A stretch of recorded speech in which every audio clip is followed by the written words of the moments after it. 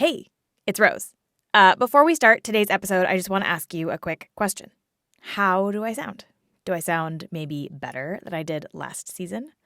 I think so, because I am the same human with the same voice. However, I am speaking into a better microphone because I got to buy a new microphone thanks to you. Thanks to everybody who donated on Patreon or other places, I got to buy a new microphone and replace the old, kind of crappy one that I was using before, and now I sound much better. So thank you so much to everyone who donated.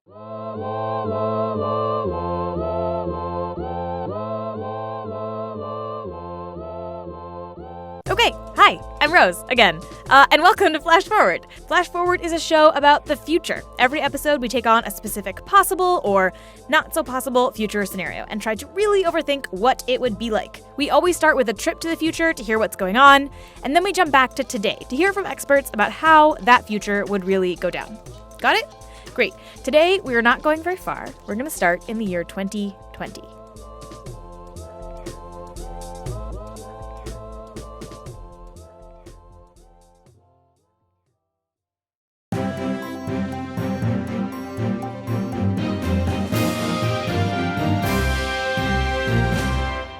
In breaking news, President Jim Briskin collapsed today while addressing the public at a Thanksgiving Day parade in Ferguson, Missouri.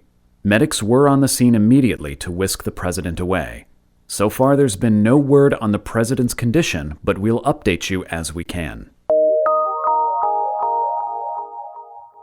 An FBI agent who leaked emails from President Jim Briskin's office has been found dead today. The emails were at the heart of a controversy over Briskin's Thanksgiving plans, suggesting that he would make a secret trip out of the country to meet with the terrorist group ISIS.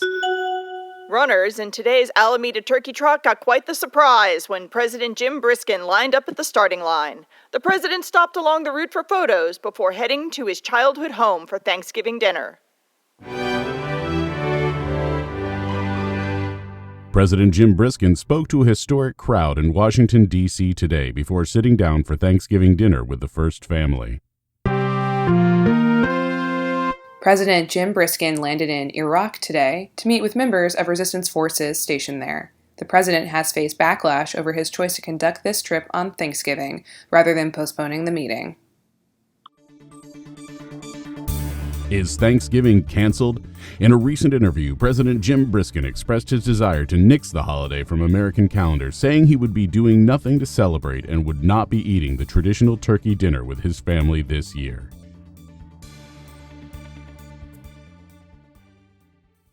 Okay, so this is a future in which there is so much fake news that nobody knows what is real anymore.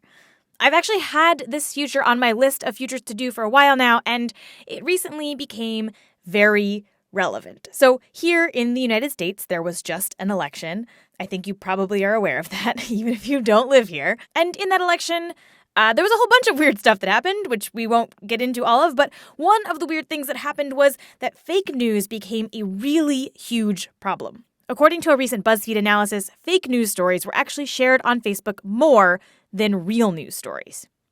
But let's back up for a second and talk about what fake news actually is. What does it mean when we say fake news? Because that's not totally clear. I think the real crux of the question surrounding fake news has to do with trust and authenticity, because the news is only fake, it's only perceived as fake to people who disagree with it. That's Amy Webb. My name is Amy Webb. I am the CEO of the Future Today Institute and the author of The Signals Are Talking: Why Today's Fringe is Tomorrow's Mainstream. And Amy says that what you or I might consider fake news, somebody else might not, and we might not even agree about it. The problem is that you're at the checkout stand and you're looking at the clearly somebody took a pair of scissors and cut out a cartoon alien head and taped it on top of somebody else's body. You understand, right, that that's not real. But we assume that everybody else shares the worldviews that we have, unless they are diametrically opposed, and we see evidence of that on social media. We assume that if we see something, and to us it's clearly fake, that everybody else must think, oh, this is clearly fake. Everybody clearly understands that this is a made-up story. But the problem is that that's not true. There are people who believe what they see. There are people who believe that that clearly photoshopped alien head is a real alien who has taken over somebody's body. And in some cases, we can fact-check things and say, no, that never happened, or this isn't true. But in other cases, it's not quite as clear. You may think that news coming out of a very conservative website is fake news because it doesn't conform to your ideological or political viewpoints. But if you look at that exact same content through the eyes of, in this case, a conservative person, to them, that news is very much real. It's not fake. It's authentic. The challenge going forward of fake news is incredibly difficult because who is the person deciding, what fake news is? What is fake about that news? So here's an example. Some people have argued that the major news outlets' fixation on Hillary Clinton's emails would fall into the fake news category. But that's kind of weird, right? Because it's not that the emails weren't real or the investigation into them wasn't real. Those things are real. They happened. They are facts. It's that the investigation wasn't as big of a deal as these outlets made it out to be. And people have said that's fake news. That's propaganda. That's a way of covering the news that makes it seem like something that it's not.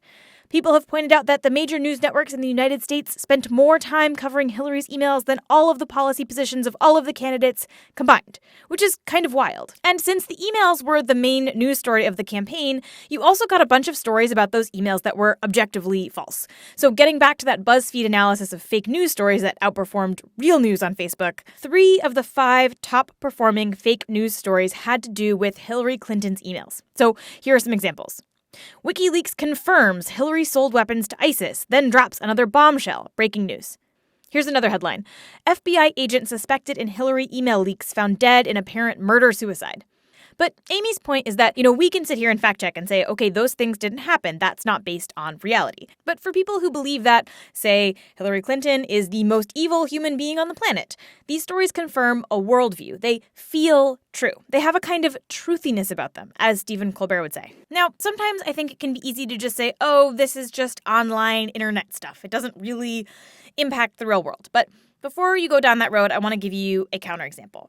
On this past Sunday, a man named Edgar Madison Welch walked into a pizza place with a gun and pointed it at an employee. Welch fired several shots inside the restaurant. Thankfully, he didn't hit anybody, but he was there because he had read a fake news story that said that Hillary Clinton was running a child sex ring from the pizzeria's back room. Now, this story is totally false. There is nothing to say that anything even remotely like this was happening. And based on your bubble, you might have never even seen this story. But the so-called Pizzagate story was shared widely in certain bubbles. Welch, the guy with the gun, said that he was there to investigate this child sex ring. This ring that did not exist, but that he saw in a story on Facebook. Thankfully, nobody at this pizza place was hurt. But this fake news stuff, it's not just online trolling. It has real impacts. And one of the most prolific authors of fake news stories told a Washington Post reporter that he thinks he helped get Donald Trump elected. We're talking about the year 2016. We can see evidence of the problems that are caused in the year 2016. What we are not talking about is how this lays the groundwork for how we communicate with each other, in the next 5 years, in the next 10 years. And that, to me, is what's really chilling. That keeps me up at night. And Amy's not worried about specific news stories. She's worried about something bigger. So, okay, here's a great example. You know what Russia Today is, right? My sister, and for those who don't know, Russia Today is a prolific media brand. It's digital, and they post a lot of really interesting stories, some of which are very similar to sort of in theme and tone to sort of BuzzFeed. They're stories that work really well on social media. And you probably have shared a Russia Today story without even realizing it. My sister sent me a Russia Today story on Facebook, and I called her afterwards and I said, hey, what's this Russia Today? What is this? And she's like, oh, I don't know. And I'm sorry, she didn't even know it was Russia Today. So the icon that displayed at the time was just RT in a little green square. And I said, oh, do you know what this RT is? And she's like, oh, I don't know. Isn't that just one of those cool sites that shares like cool information? And I was like, no, this isn't a cool site that shares information. This is Russia Today, which is a propaganda arm of the Russian government. And my sister's highly educated, and she's very, very smart, and she is complicit in spreading what was essentially a propaganda story. So what happens when governments and huge organizations know how to harness the spread of that news to push their own propaganda? Your kind of initial question of, what do we do when fake news is all around us? I mean, I guess My response to that is we live in that world already, and no one cares that the news is fake because there's no such thing as fake news. My name is Enrique Armijo. I'm the professor and associate dean of academic affairs at Elon University in Greensboro, North Carolina. Enrique studies law and the media and focuses a lot of his work on how to balance freedom of speech with some of the harm that bad journalism can do. This isn't even about what's true or what isn't. It's about insisting that something is true, even despite all evidence to the contrary. These things could be fact-checked in real time by people who disagree with those positions or in the comment section or whatever, but, it seems like none of that matters. I think this problem is as close to intractable as it's going to be. And in this world that we're sort of easing into, we lose a really important function of journalism, which is changing people's minds. The best journalism, right, the stuff that wins Pulitzers and actually makes a difference, is the best because it shows us something that we didn't know, and it changes our minds about things. In a world of fake news, we lose that ability. If we lose the ability to persuade, then it just becomes if we lose the ability to persuade, and we lose the ability to differentiate between what's true and what's not, and if we lose the ability to be objective, if we capitulate to the idea that truth is subjective and there's no such thing as true and false, and there's no such thing as right and wrong, then it's just going to be a matter of who can put more butts in the seats. And which side has more people that subscribe to their version of the truth. That's post-truth, but in a way it's also post-politics and post-First Amendment, and it's a world where people are not just predisposed but convinced, and a world that where people agree with someone before they even start to speak, and a world where there is no independent thinking or determinations as to what's right and wrong except for the side that you happen to be on. And that's a very troubling place to live in. But like I said, I'm not sure we're not there already. So, as a science reporter, it's actually been really interesting watching the political sphere react to fake news in the past few months because it's kind of like deja vu. Because in science and science reporting, we're actually pretty used to this. The concept of people making up completely fake stories about something isn't actually new. It's a tactic that we see all the time. So anti-vaccine websites make up things about the safety of vaccines, and anti-climate change websites make up stuff about whether climate change is real. Anti-GMO coverage is full of fake information to make it seem like genetically modified organisms are going to kill us all. So science reporters, we're actually pretty used to this. As far as science reporting goes, I think the biggest one that comes to mind it's sort of a clearinghouse for science conspiracy theories or anti-science conspiracy theories is Natural News. That's Brooke Burrell. She's a science writer and the author of the Chicago Guide to Fact-Checking. The last time I checked, when I was working on my fact-checking book, they were getting something like 2.2 million unique views every month. And their Facebook page has over 2 million likes. And the tone of that site is a little frantic and a little sort of end of the world, but it still will cite actual scientific journals sometimes and will cite actual things happening in the world and sort of skews it in a way, but makes it feel to the uninitiated that it's sort of grounded in reality. So here are some headlines I saw when I went to Natural News. Which causes cancer more quickly, cigarettes, diet soda, or GMOs? Over 30,000 scientists say catastrophic man-made global warming is a complete hoax and science lie. Gun-free schools in America now training children as resistance militia forces armed with cans of soup. These headlines lead you to stories that are full of misinformation, but they're incredibly popular, in part because they tell people what they want to hear. And because these stories, they often look legitimate. I mean, they even include links to scientific studies. None of us can go down every single rabbit hole and try and decide whether we should be paying attention to something or not.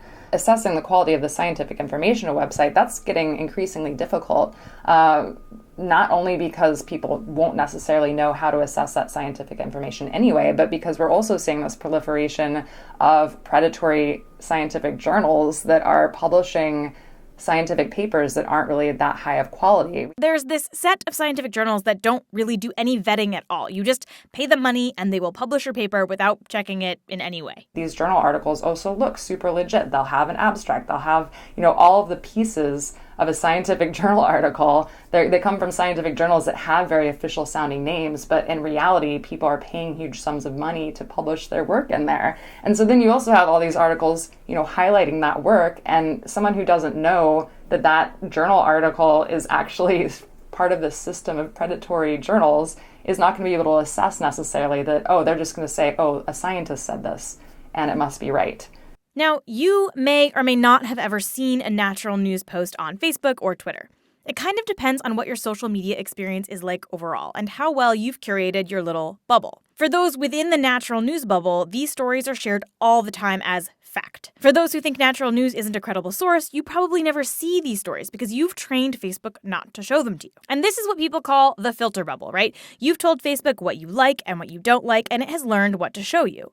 Which means that if you liked Hillary, you probably never saw those fake news stories about her selling bombs to ISIS via email. And if you liked Trump, you probably never saw pro-Hillary stories. You told Facebook not to show those kinds of things to you, whether you realize it or not. And this works with science stuff too, right? If you're a climate change denier, you probably see a very different set of things shared on Facebook than I do, because I believe that climate change is real. And someone might not even realize that the things that they are sharing are even in question or controversial at all. So what happens when these filter bubbles get more and more entrenched and these fake news stories just keep coming? I don't know. It's hard to even picture. I mean, I guess you just will have, you can already see these divisions across the U.S. and across the world, right? Do we just get into tighter and tighter bubbles that we stop, actually physically going beyond those boundaries because it's actually quite dangerous for us to interact with these other people because they see each other as a threat there, or we're going into these bubbles of, totally unvaccinated populations that are going to give us all of, the measles or whatever. I don't know. I don't know what the answer is. I mean, will we see some sort of physical bubbles even more so than we do now that are based on these information bubbles? Like, will people be afraid to even travel to these different places? I don't know. Okay, so for some people, this is already obviously the case. Marginalized people of color, LGBT folks, women, Muslims have to be a lot more aware of their surroundings and think about where they're traveling and if they're going to be safe. And that's today, in 2016. But maybe in this future, this gets even worse. So this sort of reminds me of this book called The Phantom Tollbooth, which is a story about a boy named Milo who is traveling around this magical land. If you have never read this book, it's so fun. Even if you're an adult, I highly recommend it. And Milo goes through all of these different towns and cities, and in every place he goes, the rules of those cities are just totally different. And he kind of has to figure out what to do every time he gets to a new place. So at one point, he goes through this town called Point of View, where he meets a little boy who floats above the ground because he has not grown down to it yet. Like, instead of growing up from the ground like we do, these people are born floating and grow down to the ground. And this is sort of how it feels sometimes talking about this fake news stuff. On one side, we assume that, of course, everybody starts from the ground and grows up. But the people living in Point of View, of course, assume that everyone is born floating and grows down. And for Milo, traveling between these various places is confusing and scary and weird. Now, Milo's story has a happy ending because it's a children's book, but I don't know that ours will. Okay, before we get too dark, let's take a break and hear from some sponsors. And when we come back, we'll talk about what we can do about all of this and whether this future is inevitable or not. Okay. So we started digging into this future where everything is fake, but nothing is fake, and no one cares, and truth doesn't mean anything, and there are no such thing as facts. But before we go any further into that future, let's stop and turn around and take a trip to the past. Because, as usual, there are lessons that we can learn about our future from looking at history. Because this is not the first time that people have been inundated with fake news. 150 years ago, there was the same, we were having the same conversation. We as Americans were having the same conversation. We just called it something different. It was called yellow journalism. That's Amy Webb again. And she says that in order to figure out what is going to happen in the future, it's really important to look backwards. In the mid-1890s, there was a war happening between two newspapers in New York City. On the one side, you have Joseph Pulitzer's publication, New York World. And on the other side, you have William Randolph Hearst's publication, New York Journal. And the two are locked in this fight for who could get more readers or better circulation. And to get better circulation, both papers essentially turned to fake news. Every day, they would sprinkle their front pages with wild photos, big scary headlines, and stories that often included faked interviews and all sorts of just nonsense. Which sounds really familiar. But eventually that stopped, right? Now, obviously, some of that has stuck with us, right? There are plenty of wild newspapers claiming alien abductions and all sorts of other stuff. But in general, yellow journalism has faded. And that happened for a couple of different reasons. First, Hearst and Pulitzer both moved on, and their rivalry ended. But also, journalism started to become professionalized. In 1908, the first journalism school in the United States was founded at the University of Missouri. And by 1917, that yellow journalism style was falling out of favor. By 1950, most of the journalists working at newspapers had gone to journalism school, which teaches a specific set of rules, like don't make things up. That's like rule number 1. Today, some of that is changing. Not only are there a lot of people working at newspapers who are no longer graduates of journalism school, but a lot of the places that people are getting their news from aren't newspapers. They're Facebook or Twitter. The difference between then and now, and more importantly, now and the future, is speed and scale. So it would have been hard for sort of spreading misinformation or what people perceive to be misinformation in the 1850s because most people didn't have a printing press at home.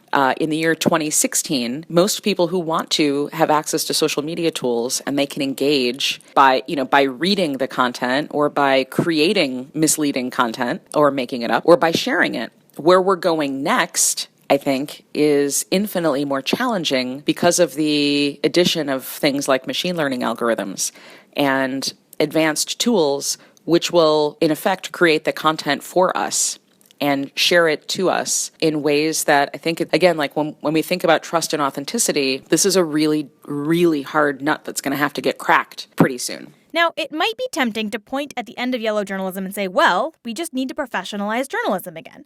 And one proposal I have read about does involve pushing newspapers and news outlets to only hire people with journalism degrees. But I think that's dangerous and also silly because the New York Times isn't pumping out fake news, right? It's these other online sites. But even if that weren't the case, forcing people to go to journalism school is a bad idea. And I want to explain why by looking at the case of Rwanda. So in 1994, there was a genocide in Rwanda, and somewhere between 500,000 and 1 million people were murdered. And the genocide was supported by a bunch of media outlets in the country. Hutu-affiliated radio stations and newspapers put out first some ethnic-based propaganda against Tutsis, and then outright clear incitement to the point where you had radio stations in Rwanda telling Hutus where members of the other tribe were hiding and telling them to go there, armed with machetes, and you had an enormous tragedy, obviously, there. That's Enrique again. And in response to that, the government took some very significant steps with respect to regulation of the media. So what the Rwandan government did was crack down on the media. They basically said, if you want to be a journalist, you have to get a license. Just like you would have to get a license if you were a doctor or a lawyer. Now, Enrique actually went down to Rwanda to try and advise them about this, because the problem with Rwanda's solution, this licensing of journalists thing, is that it runs against the international standards of freedom of expression. The idea that you need a license to be able to write or speak on things can be really dangerous and oppressive. But Enrique says that it's hard to just drop in and tell people what to do after their media aided and abetted a genocide. So I'm there with the Minister of Information. I'm telling him that licensing journalists is contrary to international standards of freedom of expression. And he says to me, well, do you require doctors in the United States to be licensed? Do you require lawyers in the United States to be licensed? And I'd say, well, yeah, because if a doctor messes up, someone could die. And if a lawyer messes up, someone can go to jail for a really long time. And the Minister of Information says to me, how's that any different from journalists? And in his country, he had a point, right? I mean, it was, you had journalists, like I said, directly inciting violence, ethnic, tribal violence against a large population in the country. Ultimately, the fears that this kind of licensing system would be abused were actually well-founded.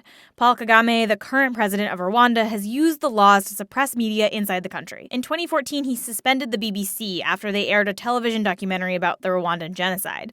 And journalists in the country are routinely harassed, threatened, and arrested. All of this actually kind of made me wonder. I mean, which is worse? A state-run media that nobody trusts or a free press that nobody trusts? I mean, is there even a difference?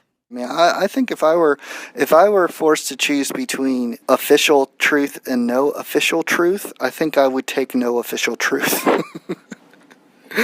Because, when you have a truth that is blessed with the imprimatur of those who know more than you do or purport to know more than you do, I think that can be pernicious even if most people know that it's not. So I think I would take dystopia over fake utopia. You know that I always think that our future is a dystopia, but it's not just me. You see, it's other people too. You know, my book published a month or so ago, and I finished writing it, of course, much longer ago than that, like maybe a year or more ago. And when I wrote it, I was feeling more optimistic about these things. And so the conclusion of the book, although it's not necessarily entirely rosy, it's more optimistic than I feel right now. I think unless we get a handle on how information is spread and how we can fact check things that are on social media or on Google or whatever, I just see it getting more and more fractured. But there are some studies that say that fact-checking really does work, even if it seems like you're just shouting into a void and nobody is listening. As a consumer, you really can try to do your part to not share news that isn't credible. Here are Brooke's top 3 tips for fighting fake news. I think number 1 is, before you post anything, just look at if the site, especially if it's something you've never heard of before, that doesn't necessarily mean it's an inaccurate fake news site, but look it up. Look up the person that is writing it. Look up the publisher and see if they have any political agenda or anything else that is obvious that might skew the information that they're trying to give you. Trying to figure out who it is that's speaking to you and writing to you is incredibly important. And also just not reacting, like taking a pause and not just reacting and posting. 2, I think going through an article, I've had people send me, especially in my coverage of GMOs, I've had friends who are skeptics of GMOs try and send me various articles that have been riddled with experts that don't actually exist, riddled with other information that isn't accurate. So actually, if you read something and you aren't sure about it, look up the people who they're quoting. Are they real people? Are they tied to legitimate, research organizations? Or are they not? Are they tied to maybe a partisan think tank or some other institution that has a stake in giving you information that's skewed in a certain way? I'm trying to think of a good number 3. I guess 3, buy my book and buy, and also, but also 3, I guess, is also just paying for good journalism and also looking at other outlets and how they cover stories. And maybe they are wrong and maybe they're right, but trying to get sort of, if one article is like such an outlier and it's from this sort of website you've never heard of before, I think that's a good hint that maybe it's not the full story. So you can do your part in trying to curb the spread of these fake news stories. Check stuff out, see if it's real, and point out to your friends when something isn't legit. And Amy says the other thing that we can all do is learn from our mistakes, which humans actually aren't very good at. All I see on all of my social feeds is people saying, I hate you, I'm done with you. We're done, 2016. I'm breaking up with you. I can't wait for 2017. So here's my question. What happens? Is everybody going to wake up on January 1st and close the book on this past year, which didn't go the way that you wanted it to go, right? And suddenly you're going to, everything is going to be different next year. That never works. When you go out and you're hungover because you've had way too much to drink and you go to bed thinking tomorrow's another day, when you wake up the next day, all that alcohol is still in your body. The events may have ended, but you're still going to go through hell the next day. That's what happens. That's an analogy to where I think we're in right now. We are all drunk. We in this country are drunk. We are drunk on social media and fake news and what we think is real news, but somebody else thinks is fake news. We have gone on a year-long bender that didn't just start January 1st, 2016, but in fact, we've been building towards and for like a really long time. When we wake up on January 1st, maybe we're all going to be really hungover, but have we learned our lesson? The answer is, I don't think so.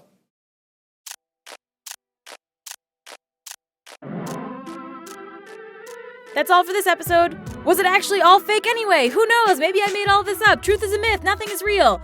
Just kidding. It's all real. I would not lie to you like that. Flash Forward is produced by me, Rose Eveleth. The intro music is by Asura, and the outro music is by Hustleonia. Special thanks this week to Diane Kelly, Matt Weller, John Ollier, and Caroline Cinders. The episode art, as usual, is by Matt Lubchansky, who is the best. You should check out his work.